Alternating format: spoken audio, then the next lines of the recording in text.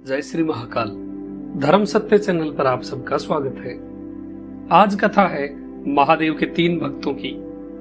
शिव भक्त कलानाथ, शिव भक्तिनी ताटका और शिव भक्त एक चोल राजा। शिव चरणों में प्रेम बढ़ाने वाली अद्भुत कथा अंत तक जरूर देखिएगा। शिव भक्त विलास का 30वां अध्याय। महर्षि अगस्त जी कहते हैं कि नियम की बहुत महत्ता है। चाहे जिस भी नियम से भगवान महेश्वर की पूजा करे, ऐसा नियमबद्ध पूजा करने वाला भक्त धन्य होता है। उन पर भगवान शिव शीघ्र कृपा करते हैं।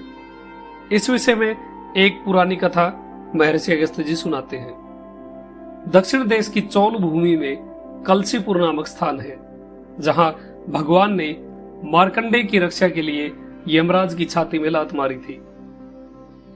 चारों वेदों के जानकार शिव भक्त ब्राह्मण वहां रहते थे। उनमें एक था कलानाथ, जो वेद शास्त्र और आगमों में पारंगत था और सज्जनों का आचार्य था। उसने शास्त्रों का खूब मंथन करके निर्णय किया था कि बिना शिव पूजा के मोक्ष नहीं होगा। कोई जन्मधारी बिना शिव भक्ति के मृत्यु सागर के पार नहीं जा सकता।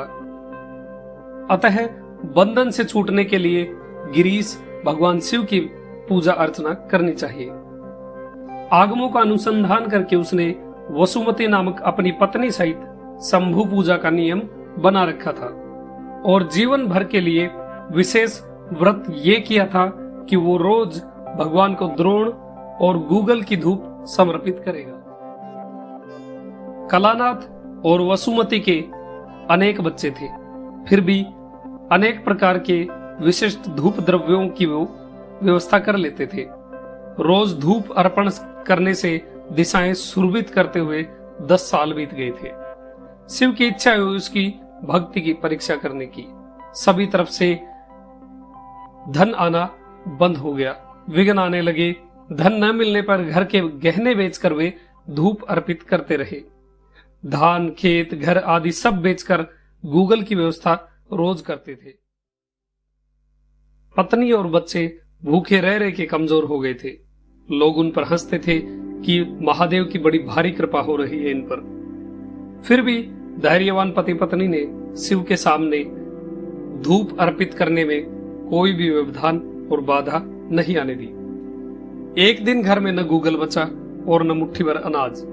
कलानाथ ने पत्नी से कहा कि तेरी सहायता से अब तक पूजा चल रही है, आज पूजा कैसे होगी? उसकी पत्नी बोली कि आपसे क्या छुपा है, भगवान परीक्षा ले रहे हैं। यदि आपके पास साधन होता तो आज धूप जरूर होती। आज आप धूप नहीं चढ़ा सकेंगे। 2-3 दिनों से बेटे भूखे हैं। मेरा मंगलसूत्र ही बचा है, उसे बेचकर अनाज लाकर इन्हें खिलाना चाहिए। अपने पर आश्रित इन बच्चों का भरण पोषण गृहस्थ का मुख्य धर्म है, बाकी सब धर्म गौण है। ये कहकर उस सती ने, कलानाथ की पत्नी ने, अपने पास रखी आखिरी चीज पति के हाथ में सौंप दी। पति बोला, तुझ पर भगवान महादेव प्रसन्न हो, और मंगलसूत्र लेकर वो बाजार चला गया। उसे बेचकर वो अन्न खरीद ही रहा था कि उसने बाजार में गूगल बेचने वाले देखे। कलानाथ ने अनाज छोड़कर गूगल ही खरीद लिया और घर न जाकर सीधा मंदिर पहुंचा और नियम के अनुसार अर्चना करने लगा। दोपहर बीत गई तो वसुमती यानी कलानाथ की पत्नी वसुमती चिंता करने लगी, पर श्याम भी निकल गई, तब भी कलानाथ नहीं लौटा।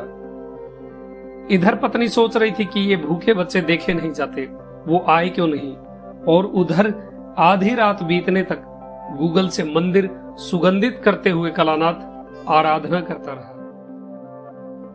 दयालु महादेव ने तब उस पर कृपा दृष्टि डाली। उसकी भक्ति से वो संतुष्ट हुए और प्रसन्नता से उस पर अनुग्रह किया। शिव की आज्ञा से कुबेर ने रात को ही कलानाथ के घर में सोने की बारिश कर दी थी।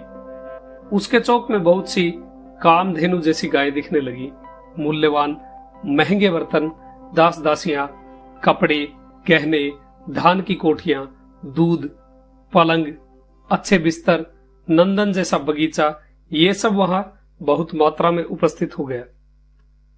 कलानाथ की पत्नी वसुमती को सपने में भगवान ने कहा कि ये सब तेरा है।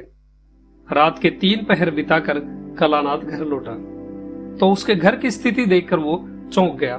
दास दासियां उसे प्रणाम और अभिवादन कर रहे थे। उसने पूछा कि ये सब क्या है। एक दासी ने जवाब दिया, आपकी पूजा से प्रसन्न हुए पिनाकधारी भगवान शिव ने देवताओं को भी दुर्लभ ये भोग्य आपको भोगने के लिए दिए हैं, आप इन्हें भोगिए। वो अपनी पत्नी के पास आकर बोला कि तेरा मंगलसूत्र बेचकर लिए हुए गूगल के समर्पण से संतुष्ट हुए भगवान शिव ने तुझे ऐश्वर्य दिया है, देखो महादेव की कृपा। इसके बाद वे लोग नियमित पूजा से अतिरिक्त भी खूब अन्नदान करने लगे। आए हुए शिव भक्तों की भी भक्ति पूर्वक हर तरह से सेवा करते थे। धूप तो पहले से भी दुगना चढ़ाते रहे।